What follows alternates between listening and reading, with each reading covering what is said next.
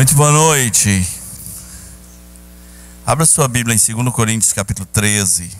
Nós vamos ler dois versículos, versículo 5 e o versículo 11.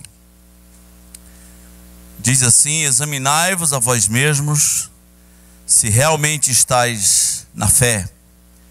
Provai-vos a vós mesmos, ou não reconheceis que Jesus Cristo está em vós, se não é que já estáis reprovados. Versículo 11. Quanto ao mais, irmãos, a Deus, aperfeiçoai-vos, consolai-vos, sede do mesmo parecer, vivei em paz, e o Deus de amor e de paz estará convosco. Saudai-vos uns aos outros com ósculo santo. Todos os santos vos saúdam. Amém? Eu fiquei pensando, se eu fosse membro da igreja de Corinto e recebesse uma exortação dessa que Paulo deu, eu ia me sentir muito insultado. Porque quando ele diz no versículo 5, examinai-vos a vós mesmos se realmente estáis na fé, é como se ele estivesse dizendo assim: olha, eu estou até com dúvida se vocês são crentes. Será que vocês realmente estão na fé? Ele chega a ponto de dizer assim: se não é que já estáis reprovados. É como se vocês não tivessem crido no Evangelho. É como se os valores de Jesus não estivessem presentes na vida de vocês. Vocês não reconhecem que Cristo está em vocês? Será que está? Será que não está? Essa é a ideia. Toda vez que alguém coloca a nossa conversão em xeque, é meio duro. Nós não gostamos muito de quem nos manda se converter, né? Alguém já disse para você: vai te converter, né? Nós não gostamos muito de quem duvida se nós somos crentes ou não. E não é comum de Paulo fazer isso. Talvez nem seja uma dúvida, mas ele exorta esses irmãos a se examinarem. Contexto é tudo. Essa é a principal regra de interpretação. Contexto é tudo. Então, qual é o contexto desta carta? Você que já leu, que já ouviu pregações e estudos bíblicos acerca de 1 Coríntios, sabe que essa carta é levemente sabe que essa carta é levemente diferente daquela de 1 Coríntios. 1 Coríntios tem mais a ver com vida de igreja, formato de culto, regras de administração sobre dons espirituais, esclarecimentos sobre alguns dons espirituais, combater divisões internas na igreja. Mas 2 Coríntios é diferente. 2 Coríntios é uma treta, é uma briga, é uma rusga entre os coríntios e Paulo. Olhando nas entrelinhas, meus irmãos, eles não gostam de Paulo. Paulo já havia tocado nesse assunto levemente, de que havia divisões na igreja, e uns diziam: eu sou de Apolo, e outros diziam: não, eu prefiro Pedro. Pedro pega legal. Paulo, eu não gosto de Paulo. O que é que faz com que uma igreja, embora o tenha recebido bem em algumas ocasiões, trate mal o seu obreiro dessa maneira, o seu obreiro fundador? Paulo sofreu tanto isso, que ele chega a perguntar: será que vocês são crentes mesmo? Eles falavam mal do apóstolo Paulo. Falar mal, tipo falar mal do pastor, tipo difamar o pastor, tipo colocar pessoas contra o pastor. Eles falavam mal do apóstolo Paulo. Essa antipatia, essa suposta rejeição que eles tinham por Paulo, baseava-se em algumas coisas sem fundamentos. Por exemplo, é possível que não gostassem da aparência dele. Uma vez eu vi na revista Ultimato uma caricatura do que seria o apóstolo Paulo.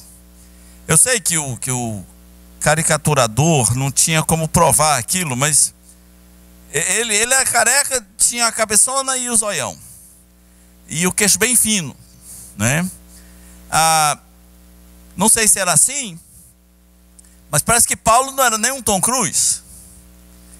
E você sabe, tem gente chata, né? Tem gente que vê alguém feio e fala, né? Nós temos preconceitos contra a aparência. Nós fomos criados, esse sistema é muito brutal. Nós somos criados para pensar que o feio é mal e o bonito é bom. De vez em quando aparecem esses vídeos na internet de meninas brigando. E um dia, duas meninas, as meninas estão brigando muito, né, na internet. Elas marcam na frente da escola e sai na mão mesmo. O negócio é jiu-jitsu de cabelo, negócio sério mesmo. Aí eu vi uma dessas brigas, aí alguém se aproximou para apartar e viu aquelas duas meninas brigando. Eu não sei se era diretora ou se era professora. E disse, meninas, vocês são bonitas. Ou seja, bonitas não brigam, né? Bonitas não se odeiam. Bonitas não chamam a outra de bicha velha, nojenta, ridícula. Porque vocês são bonitas. Se vocês fossem feias, você podia se matar aí. Podia arrancar os olhos umas das outras.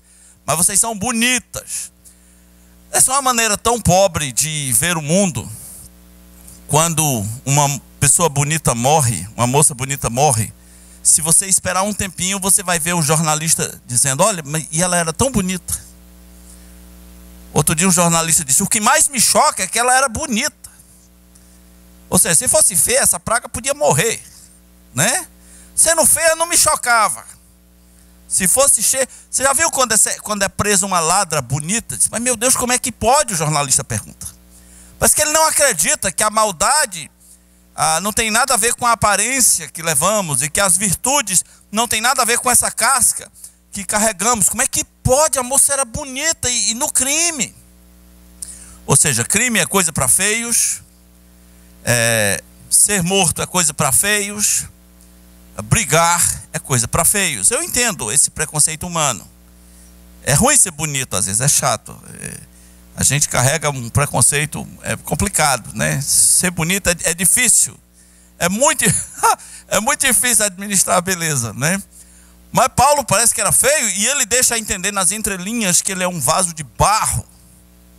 Ele diz, olha, eu carrego tesouros em vasos de barro, para que o poder, para que a excelência seja de Deus. Quando você tem antipatia por alguém, você fica procurando coisas. Acredite, eles procuraram, por exemplo, argumentos de filosofia, porque lembre, a Grécia, as cidades gregas são o berço da filosofia. E Paulo deixa nas entrelinhas, ele diz, olha, quando eu estive entre vós, anunciando o evangelho, não fiz em forma de sabedoria humana. Não foi assim que eu fiz, não foi assim que eu demonstrei o poder de Deus entre vós, para que a excelência seja sempre de Deus. Eles acusavam Paulo de não ser muito eloquente. E você deve achar isso estranho, né? Porque você imagina Paulo como um ser eloquente. E talvez ele não fosse. Até mesmo porque o grego não é a língua dele. Já viu um missionário que fala bem com dificuldade, né? Tem uns missionários estrangeiros que vêm para o Brasil como missionário. Eu conheci um. Ele gostava de um hino que tinha no inário chamado Salvo Sou, né? E ele dizia Shabushou, Shabushou. Ele uma vez nos convidou para participar do seio do Senhor, né? Na igreja. Então às vezes é complicado, né? Ouvir pessoas de um sotaque pesado, carregado. Eles não gostavam disso em Paulo. Mas talvez a principal acusação para que eles não gostassem de Paulo é que eles acusavam Paulo de não ser apóstolo. E tem uma coisa que bota lenha na fogueira. É que nos escritos de Paulo aos Coríntios, ele bota Paulo apóstolo. É tipo para mexer mesmo. É tipo para insultar. Agora, por que eles achavam que Paulo não era apóstolo? Então, apóstolos são os 12 de Jerusalém. Agora, é engraçado, né? Se eles tinham dificuldade de entender Paulo como apóstolo, imagina se eles conhecessem o apóstolo Valdemiro, né? Imagina se eles conhecessem o apóstolo Michelangelo, né? O Estevão Hernandes, porque eles não queriam aceitar que Paulo carregasse esse título de apóstolo. Não, apóstolos são os 12. E o argumento de Paulo, aliás, os argumentos das igrejas, vocês lembram lá nas cartas da igreja da Ásia? Em duas ocasiões a igreja colocou à prova os que se declaravam apóstolos e não eram, e os acharam mentirosos. Me mandaram uma charge esses dias, né? 2 pessoas conversando. Como é que eu sei que um apóstolo é um falso apóstolo? E a resposta era: se ele diz que ele é apóstolo, então ele é falso. Era mais ou menos: se ele diz que ele é apóstolo, então ele já é um falso apóstolo. Mas havia uns critérios. As igrejas testaram muitas pessoas. O primeiro critério era ter estado fisicamente com Jesus Cristo. Lembre quando Matias foi escolhido para substituir Judas? Foi escolhido Matias e uma outra pessoa que eu esqueço o nome. Obrigado, irmão. Agora eu vou misturar os dois.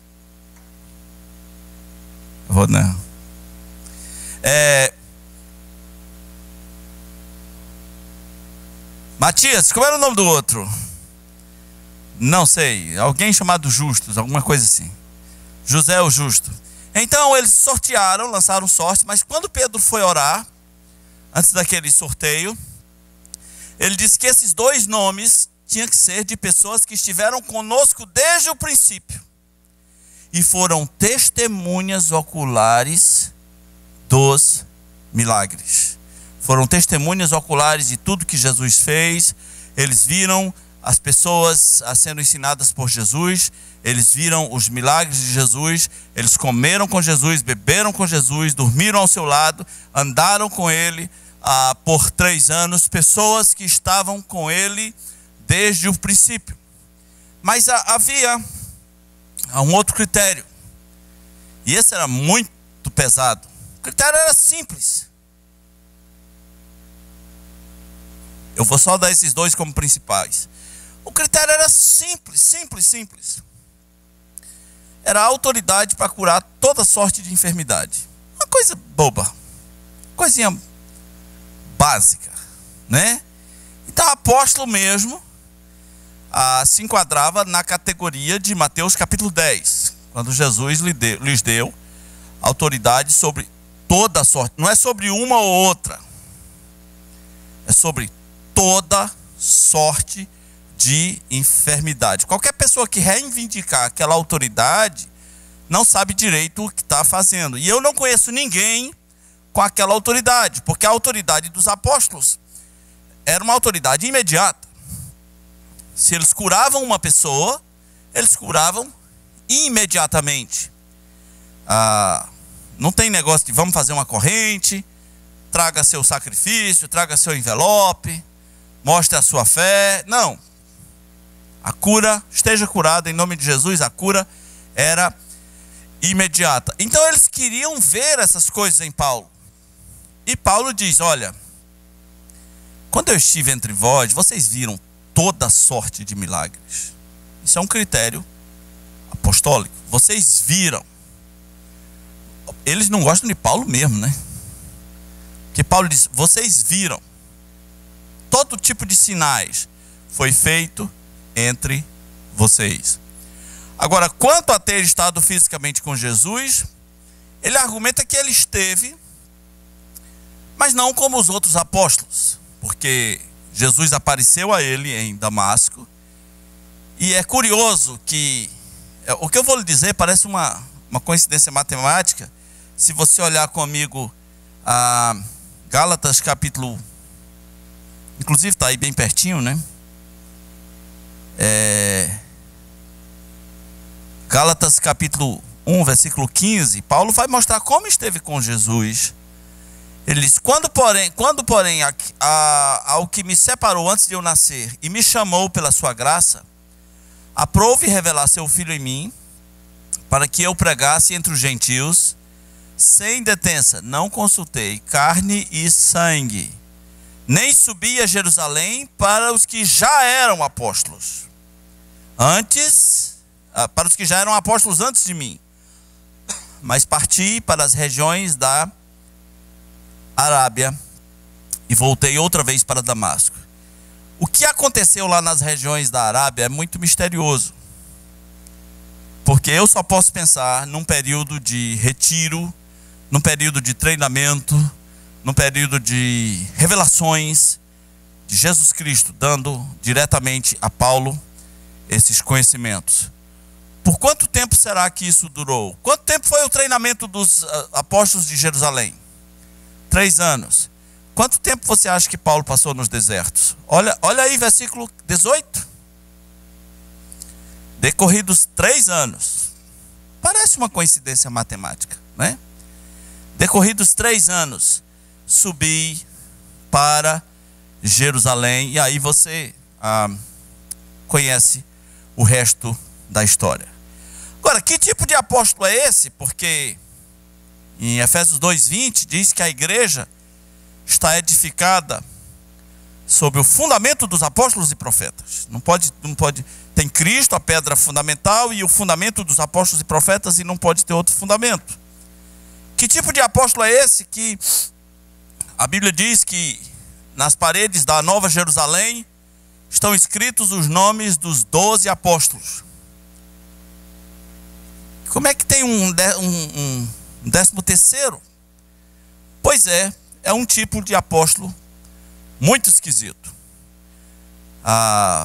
Em primeiro lugar, porque os outros apóstolos jamais iam querer a sua missão, a missão de evangelizar gentios, povos não judeus, a missão de sentar-se com eles, comer com eles, viver com eles nas suas casas. Os outros 12 não estavam dispostos a isso. Além do mais, ele chama a si mesmo, presta atenção, é muito pesado o que ele diz sobre o seu apostolado. Ele diz: eu sou um nascido fora de tempo. Sabe o que significa isso? Um aborto. Eu sou estranho demais, eu nem sou digno de ser chamado apóstolo, mas foi assim que Deus quis. Existem os 12, são apóstolos aos judeus, e Deus me chamou numa outra linha. Eu sou o apóstolo aos gentios. E ele deixa bem claro que ele não entra naquela categoria dos 12. É tanto que às vezes ele se refere a eles como os 12. Jesus ressuscitou. Ele tinha que aparecer aos apóstolos. Apareceu a Paulo? Apareceu. Ele apareceu a Pedro, apareceu aos 12 e apareceu a mim, né? Fazia parte do processo. Então os coríntios não deviam ter dúvidas sobre o apostolado de Paulo. Paulo também está questionando esses irmãos desde a primeira carta. Por que eles têm tantas divisões na igreja? Por que eles têm tantas divisões na igreja? Irmãos, é feio uma igreja com divisões. É feio uma igreja com preferências pessoais. É feio uma igreja com panelinhas. Eu não sou contra panelinha, eu até acho que Deus inventou as panelinhas. Nós não temos afinidade com todo mundo, é natural.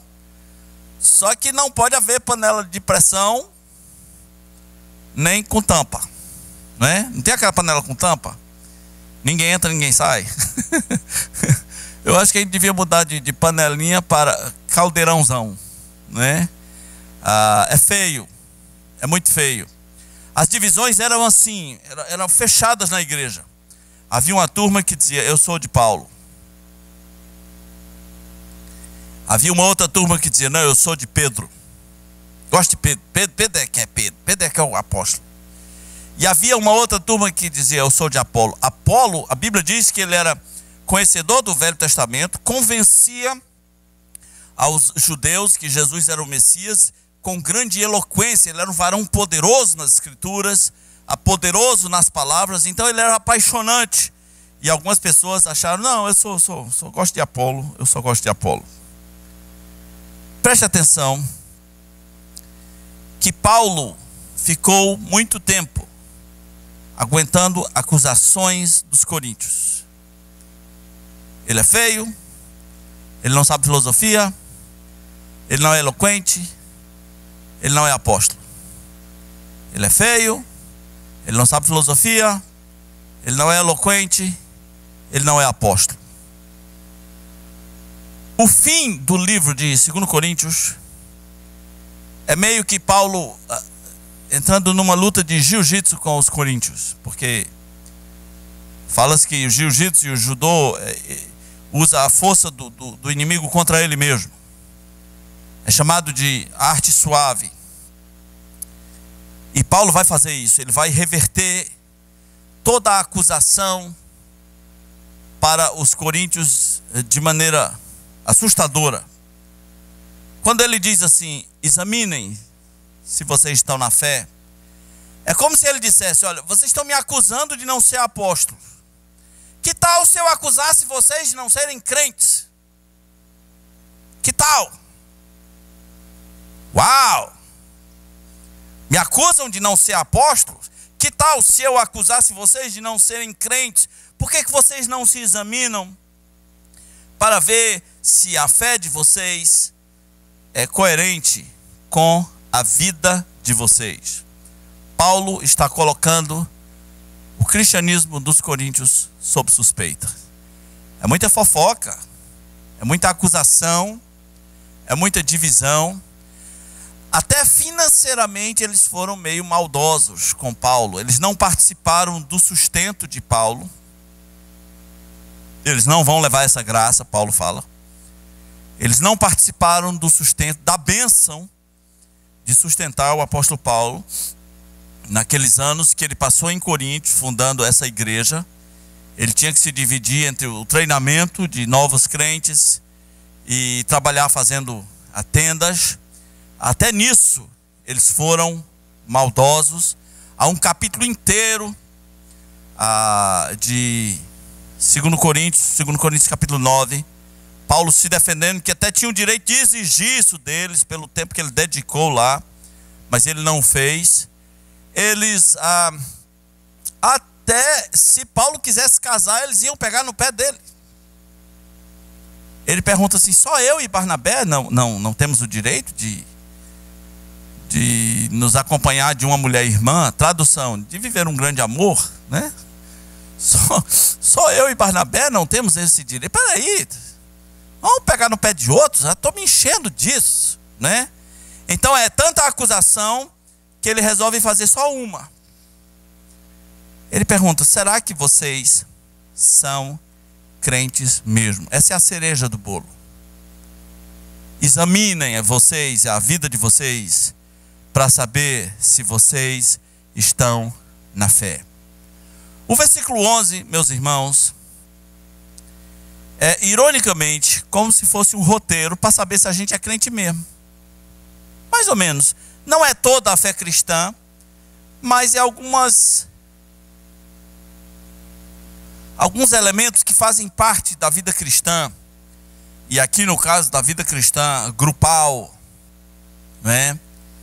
Para uma igreja tão dividida, uma igreja cheia de facções, ele dá 4 caminhos que eles deviam buscar imediatamente. O primeiro é, no versículo 11, aperfeiçoai-vos. Vocês existem nesse mundo para aperfeiçoar uns aos outros. o comportamento de vocês com acusações, com mesquinhez, com divisões, com amor ao dinheiro além da conta, vocês não estão aperfeiçoando uns aos outros. O comportamento de vocês em relação a superexaltar um dom espiritual e abandonar os demais, isso não vai contribuir para o aperfeiçoamento. O aperfeiçoamento uns dos outros. Você entende que nós somos chamados para nos aperfeiçoarmos e que o nosso estilo de vida, nesse sentido, ele pende para sim ou não? Que as coisas que nós fazemos aperfeiçoam ou não aperfeiçoam o corpo de Cristo? Que as atitudes que tomamos edificam ou não edificam o corpo de Cristo? E Paulo diz: aperfeiçoem-se. Aquela igreja estava longe de ser um corpo que devia aperfeiçoar-se. Por que Paulo gastou tanto tempo explicando o que é o corpo de Cristo para a igreja de Corinto? Ora, vós sois corpo de Cristo e individualmente membros desse corpo. Por que Paulo passou tanto tempo falando disso? Porque eles estavam longe disso. Agora, irmão, o que é a vida cristã para você? É falar dos outros. É isso. A vida cristã de algumas pessoas é falar do povo, dos outros. A vida cristã de algumas pessoas é ser um crítico. Se eu gosto, eu aplaudo. Se eu não gosto, eu reclamo. Sua vida cristã é isso. O que é a sua vida cristã? Você tem realmente projetos voltados para aperfeiçoar pessoas, aperfeiçoar os irmãos, edificar os irmãos? Nós somos um edifício. Cada irmão é como se fosse um tijolo. E cada tijolo é extremamente importante. Se eu perguntasse a você, qual é o tijolo mais importante dessa parede aí? Porém, se eu decidisse arrancar um tijolo do centro, bem do centro, arrancar só um, e aí todo mundo que chegasse aqui seria impossível não ver, não é? Todos iam notar, sim ou não? Pô, que buraco é esse aí? Não é? Por que notaríamos? Porque esses tijolos estão ligados uns aos outros de uma maneira extremamente radical. O de cima sustenta o de baixo, que sustenta de lado, que sustenta do outro lado, sustenta o de cima, que sustenta de baixo, que aperfeiçoa do lado, que reforça o outro, que sustenta o outro, que reforça o outro, que apoia o outro. Estão ligados. Se eu tirar um tijolo, todos notaremos. Agora vamos imaginar que não tivéssemos aqui uma parede, mas um montão de tijolos. Imagine que aí não há uma parede, só um montão ali, um montão. E eu resolvesse desse montão de tijolos tirar um tijolo. Você notaria? Alguém notaria? E por que não? Por que você não notaria que eu tirei um? Porque eles não estão ligados uns aos outros. Não reforçam uns aos outros, não apoiam uns aos outros, não suportam uns aos outros, não edificam uns aos outros. É só um montão de tijolos. Irmãos, algumas pessoas são tão edificantes que se eles faltam a gente sente, se eles morrem a gente chora, não é? Se eles viajam a gente sente saudade, porque eles edificam o corpo de Cristo. Se você morrer, eu choro. Você devia perguntar para a pessoa que está do teu lado aí, né? Se eu morrer, tu chora?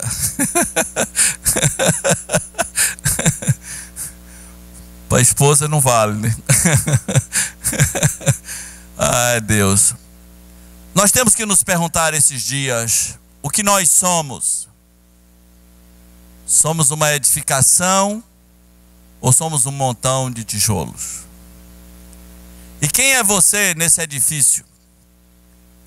Você é o tijolo que faz falta? Ou você é só um tijolo jogado no montão sem preocupação de viver a vida cristã com outros. Ninguém é uma ilha. Somos chamados a viver com outros, nunca sozinhos, com outros. O segundo caminho que ele dá aí no versículo 11 é consolai-vos. E isso faz parte do que nós chamamos de os mandamentos recíprocos.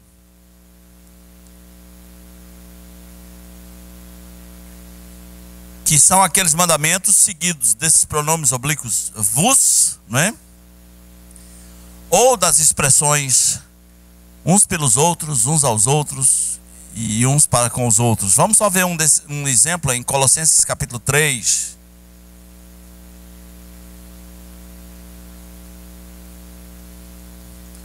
Colossenses 3.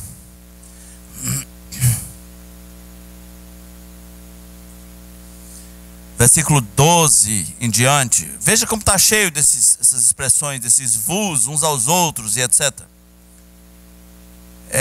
Versículo 12. Revesti-vos como eleitos de Deus, santos e amados, de ternos afetos de misericórdia, de bondade, de humildade, de mansidão, de longanimidade. Suportai-vos uns aos outros, perdoai-vos mutuamente. Mutuamente é uns aos outros, tá? A mesma coisa. E caso alguém tenha motivo de queixa contra outrem, assim como o Senhor vos perdoou, assim também perdoai vós. Acima de tudo isso, porém, esteja o amor, que é o vínculo da perfeição. Seja a paz de Cristo o árbitro em vosso coração, a qual também fostes chamados em um só corpo, e sede agradecidos. Habite ricamente em vós a palavra de Cristo, instruí-vos, aconselhai-vos mutuamente em toda a sabedoria, louvando a Deus com salmos e hinos e cânticos espirituais, com gratidão em vossos corações, e tudo o que fizerdes, seja em palavra, seja em ação, fazei-o em nome do Senhor Jesus, dando por ele graças a Deus Pai, né? Então ele disse aos coríntios: aperfeiçoai-vos e consolai-vos, né? É nosso dever consolar os fracos, é nosso dever orar uns pelos outros, levar as cargas uns dos outros, abençoar uns aos outros, praticar os mandamentos recíprocos. Terceiro caminho que ele deu nesse processo de checar se nós estamos na fé, porque se uma igreja não tem essas características, será que está na fé? Diz assim: sede do mesmo parecer. Igreja tem que pensar unanimemente. Mesmo em coisas às vezes que nós discordamos, em detalhes pequenos, mas temos que pensar unanimemente. Sede do mesmo parecer. Há um versículo que eu gosto de ler nas assembleias, né? De 1 Coríntios capítulo 1, versículo 10, que diz: rogo-vos, irmãos, pelo nome de nosso Senhor Jesus Cristo, que faleis todos a mesma coisa, e que não haja entre vós divisões, antes sejais inteiramente unidos na mesma disposição mental e no mesmo parecer. E por último ele disse: vivam em paz. Vivam em paz. Tem coisa mais feia do que uma igreja não em paz? Uma igreja com guerras internas. Tem coisa mais feia do que uma igreja dividida ao meio, um grupo puxando para cá, outro grupo puxando para lá, politicagens, sujeiras, fofocas, antipatias explícitas. Tudo isso é para ser checado, porque Paulo disse: examinem para ver se vocês estão na fé. Examinem se isso é a coisa de cristão. Veja, no começo eu disse, eles falavam de Paulo. E cumpre-se nele uma lógica cruel, que é quem muito fala, pouco faz.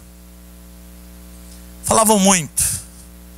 Paulo vai mostrar que eles podiam produzir muito mais. Estavam gastando o tempo dele falando de pessoas.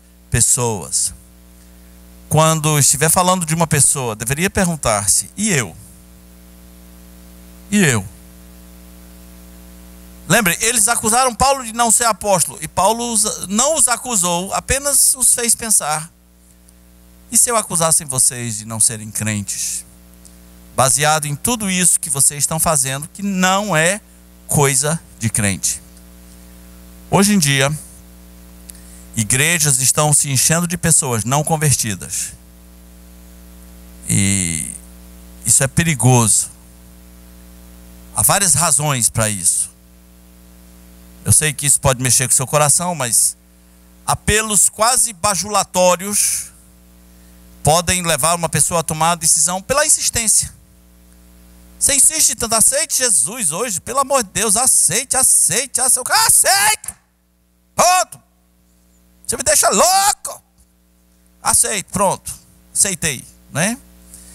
Tem uma pessoa que eu conheço, ele orava pelo pai dele. O pai dele adoeceu, então foi um pastor lá visitar o pai dele. Aí a mãe dele liga e diz: meu filho, venha para cá, seu pai aceitou Jesus. Ele correu para casa. Aí ele disse: papai, o senhor aceitou Jesus? Ele disse: tu queria que eu dissesse o que para o homem? O homem insistiu demais. Queria que eu dissesse o quê, né? Ele não ia parar nunca. Mas também, meus irmãos, coisas muito estranhas. Outro dia eu estava conversando com uma pessoa dessas igrejas de Reteté. Ele estava me mostrando uma cena do pastor falando com o demônio. Aquelas cenas típicas, né? Diz teu nome, espírito.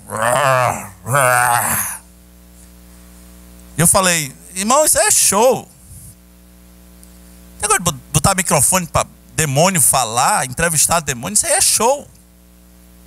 Ele disse: não, pastor, é que existem pessoas que são tão incrédulas que se o demônio falar, elas vão crer. Digo: mas deveriam crer em Jesus. Elas não creem em Jesus, aí vão crer no demônio. E você acha que elas são convertidas ou são supersticiosas? Você acha que elas são convertidas ou são medrosas? Você acha que elas são convertidas ou são macumbeiras? Adoram o demônio. O demônio falou, está falado, né? Muita gente gosta do demônio. Uma vez eu entrei numa casa, tinha um demônio esquisito, possuindo uma mulher chamada Maria. E eu vi que tinha uma senhora muito interessada em estar perto do demônio e conversar. Fala mais. Dizer para o demônio: fala mais. E o demônio estava light. Depois ele começou a quebrar tudo, mas estava light. E essa senhora chegou assim, bem perto do demônio, e uns 30 centímetros, olhou assim e falou... E tinha uma corrida de cavalos naquele dia. Ela falou assim: me diz quem vai ganhar hoje. As pessoas gostam do demônio. Tem alguma coisa, né? Tem alguma coisa que faz as pessoas simpatizarem com os demônios. Muita gente está se convertendo porque ouve demônio falando. Tinha que crer na palavra, não no demônio. O que eu vou pensar de alguém que só se converteu porque ouviu o demônio falando? Você tem que se converter porque Jesus disse: quem crê na minha palavra, não é na palavra do demônio. Quem crê na minha palavra e crê naquele que me enviou, tem a vida eterna. Mas igreja também está se tornando cheia de gente não convertida, porque igreja parece um clube legal. As pessoas estão sós e tem uma turma legal, uma turma que joga bola, uma turma que tem umas músicas bonitas, uma turma que come bem. Crente come, legal, né? Comem, né?